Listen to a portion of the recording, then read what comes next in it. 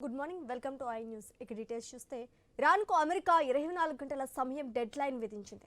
తప్పు చేశామని బహిరంగంగా అంగీకరించారని అల్టిమేటం జారీ చేసింది.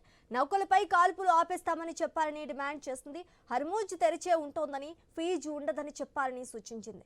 నిరాకరిస్తే తీవ్ర పరిణామాలు ఉంటాయని ఇరాన్ను అమెరికా హెచ్చరించింది. చర్చల కోసం తాము అభ్యర్థించలేదని ఇరాన్ అంటోంది. హర్మూజ్ జలసంధిలో నౌకల రవాణా మార్గానికి సంబంధించిన ఇరాన్ చేసిన ప్రకటనను అమెరికా ఖండించింది. హర్మూజ్ పూర్తిగా తమ నియంత్రణలోనే ఉందని స్పష్టం కూడా చేస్తుంది. ఈ జలమార్గం మీదుగా 800 నౌకలు సురక్షితంగా ప్రయాణించినట్లుగా తెలిపింది. ఈ విషయాన్ని యుఎస్ సెంట్రల్ కమాండ్ వెల్లడించింది. హర్మూజ్ జలసంధి మీదుగా నౌకలు రాకపోకలు సాగించాలంటే తాము నిర్దేశించిన మార్గాల్లోనే అవి ప్రయాణించాలని ఇరాన్ స్పష్టం చేస్తుంది. ఈ జలసంధి కార్యకలాపాల్లో అమెరికా జోక్యాన్ని తాము అనుమతించబోమని పేర్కొంది. దీనిపై యుఎస్ సెంట్రల్ కమాండ్ స్పందించింది. ఇరాన్ ప్రకటనలో నిజం లేదని తెలిపింది. వాస్తవానికి హర్మూజ్పై ఇరాన్కు ఎలాంటి నియంత్రణ లేదని స్పష్టం చేసింది.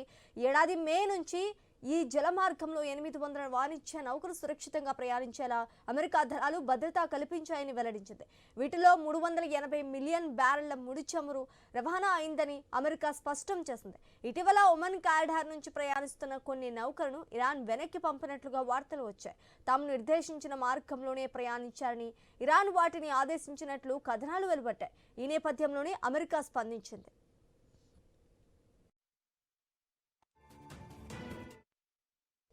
అమెరికా ఇరాన్ పరస్పర దాడులతో పశ్చిమాసియాలో మళ్లీ ఉద్రిక్తతలు చెలరేగాయి. అయినప్పటికీ హార్మూజ్ మీదుగా వాణిజ్య నౌకల ప్రయాణం యథావిధిగా సాగుతున్నట్లు తెలిపింది.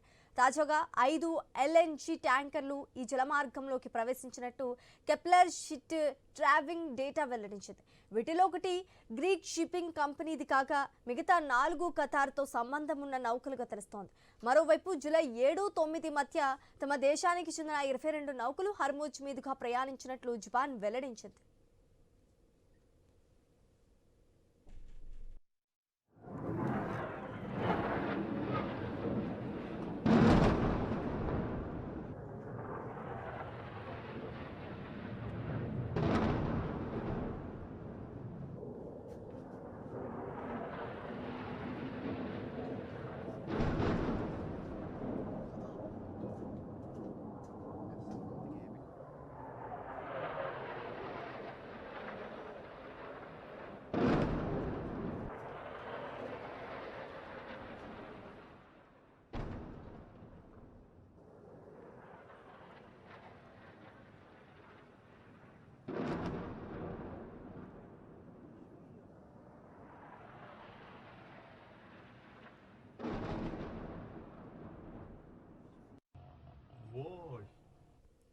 ఇరాన్కు అమెరికా 24 గంటల డెడ్ లైన్ విధించింది.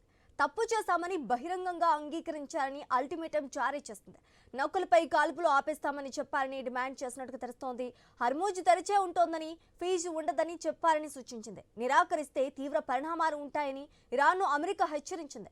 చర్చల కోసం తాము అభ్యర్థించలేదని ఇరాన్ అంటోంది. హర్మూజ్ జలసంధిలో నౌకల రవాణా మార్గానికి సంబంధించిన ఇరాన్ చేసిన ప్రకటనను అమెరికా ఖండించింది. హర్మూజ్ పూర్తిగా తమ నియంత్రణలోనే ఉందని స్పష్టం చేసింది. ఈ జలమార్గం మీదుగా 800 నౌకలు సురక్షితంగా ప్రయాణించినట్లు తెలిపింది. ఈ విషయాన్ని యుఎస్ సెంట్రల్ కమాండ్ వెల్లడించింది.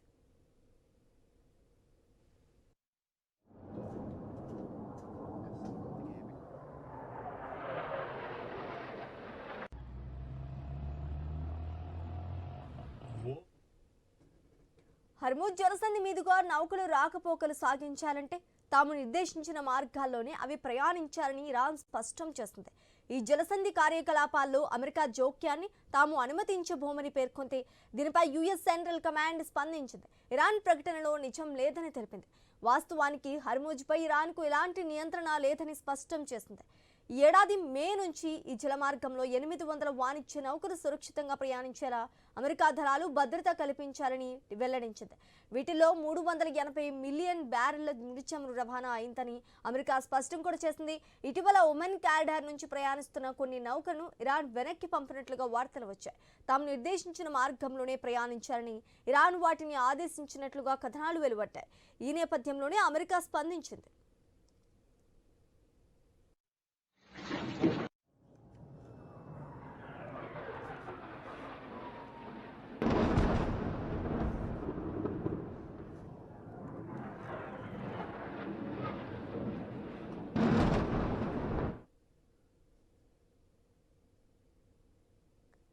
అమెరికా ఇరాన్ పరస్పర దాడులతో పశ్చిమాసియాలో మళ్లీ ఉద్రిక్తతలు చెలరేగాయి.